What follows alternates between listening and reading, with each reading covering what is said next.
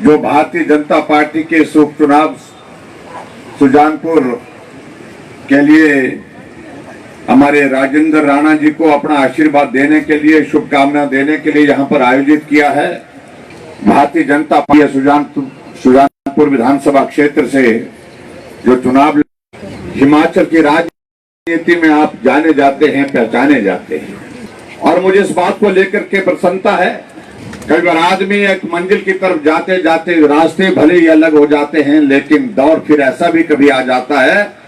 पिछले 15 महीने से कांग्रेस पार्टी की सरकार है, सुख की सरकार है, और मुझे मालूम नहीं कि सुख की अनुभूति कितने लोगों को हुई, किस किस को हुई, लेकिन जो हालात मैं देख रहा हूं हिमाचल प्रदेश में, मुझे लगता है कि सुख की अनुभूति सुखू भाई जी को भी अपने आप में भिन्नी हो रही है,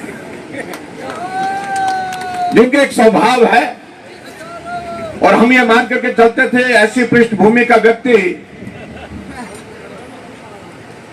जिनकी कोई राजनीतिक पृष्ठभूमि नहीं है,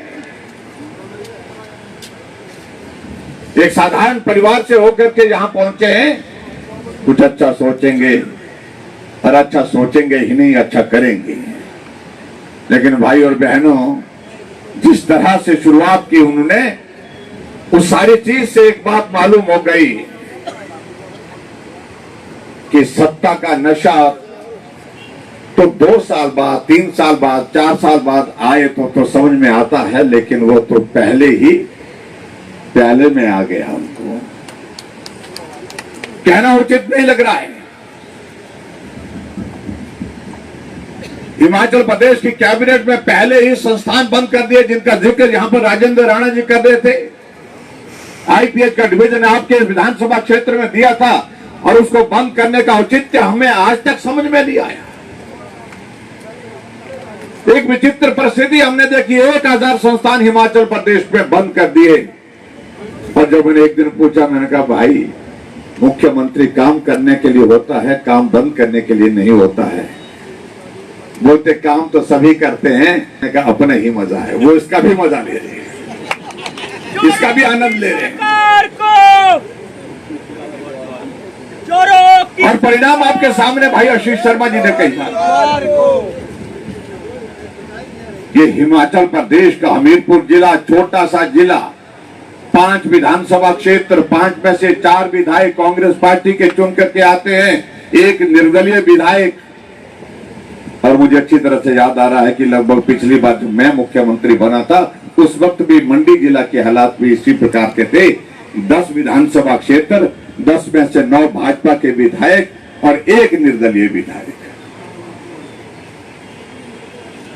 लेकिन आप देखिए कि हमने 5 साल तक सरकार हिमाचल प्रदेश में चलाई, 9 के 9 भाजपा के विधायक चट्टान की तरह खड़े, लेकिन जो निर्दलीय विधायक भी खड़े थे, वो भी हमको समर्थन और सहयोग देते रहे, हर कदम पर मदद करते रहे।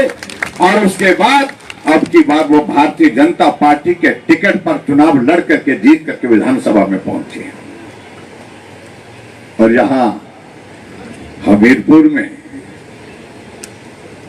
5 में से 3 विधायक मुख्यमंत्री से विवश होकर के कदम उठाने के लिए, अलग होने के लिए ऐसे हालात बन गए। और इसमें अगर मैं कह सकता हूं, अगर दोष किसी का है, वो विधायकों का दोष नहीं हो सकता है। कोई एक विधायक इस बात को करे, समझ में आता है। कल मंडी में गए थे मुख्यमंत्री और कहने लगे, जयराम की बातें बड़ी भारी कही उन्होंने। मुझे कह रहे थे कि जयराम की फिल्म तो फ्लॉप हो गई। अरे आपकी फिल्म तो 14 महीने में ही फ्लॉप हो गई। आपके 9 विधायक आपसे अलग होकर के आपको चुनौती दे रहे हैं।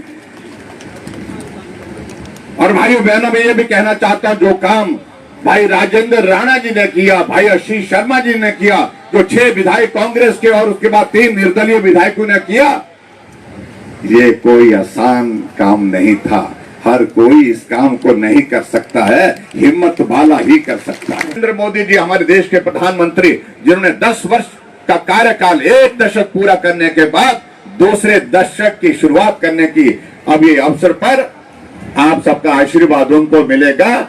और भाई अनुराग ठाकुर जी केंद्र में बहुत महत्वपूर्ण महकमे के साथ जिस प्रकार से काम कर रहे हैं, और हिमाचल प्रदेश के लिए उनका बहुत बड़ा योगदान है।